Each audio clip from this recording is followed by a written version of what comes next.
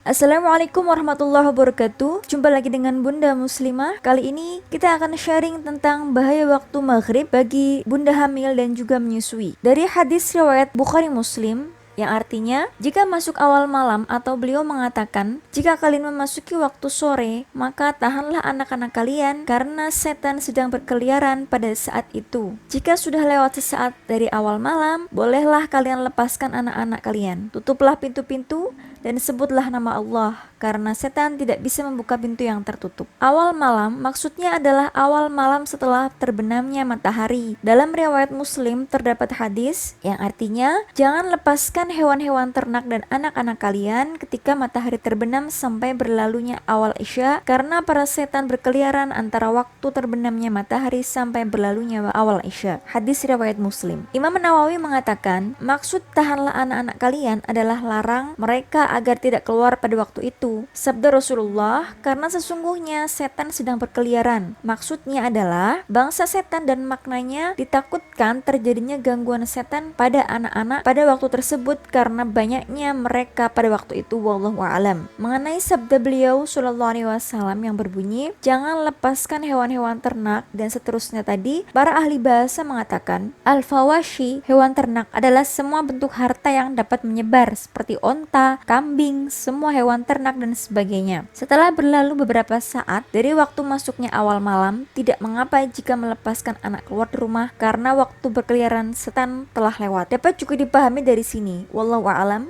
bahwa para setan telah mendapat tempat menginap untuk diri mereka. Hikmah berkeliarnya setan pada waktu ini dan bukan pada waktu siang sebagaimana disebutkan oleh Ibnu Hajar rahimahullah adalah karena pergerakan di malam hari lebih memungkinkan mereka daripada di siang hari. Hal ini karena kegelapan lebih mengumpulkan kekuatan setan daripada yang lain. Begitu pula setiap warna hitam. Imam Ibnu Abdil Bar rahimahullah mengatakan, di dalam hadis ini terdapat perintah untuk menutup pintu-pintu rumah pada waktu malam hari. Dalam hal ini merupakan suatu sunnah yang diperintahkan sebagai bentuk kebaikan bagi manusia dalam melawan setan dari jenis jin dan manusia. Adapun sabda beliau, karena setan tidak dapat membuka pintu yang tertutup dan mengurai ikatan tali, merupakan sebuah pemberitahuan dan pemberitaan dari beliau akan nikmat Allah Azza wa Jalla untuk hamba-hambanya dari golongan manusia dengan tidak memberikannya bangsa jin kemampuan membuka pintu, mengurai ikatan, dan menyingkap tutup bejana. Hal-hal ini telah diharamkan bagi mereka. Di sisi lain, bangsa jin diberi kemampuan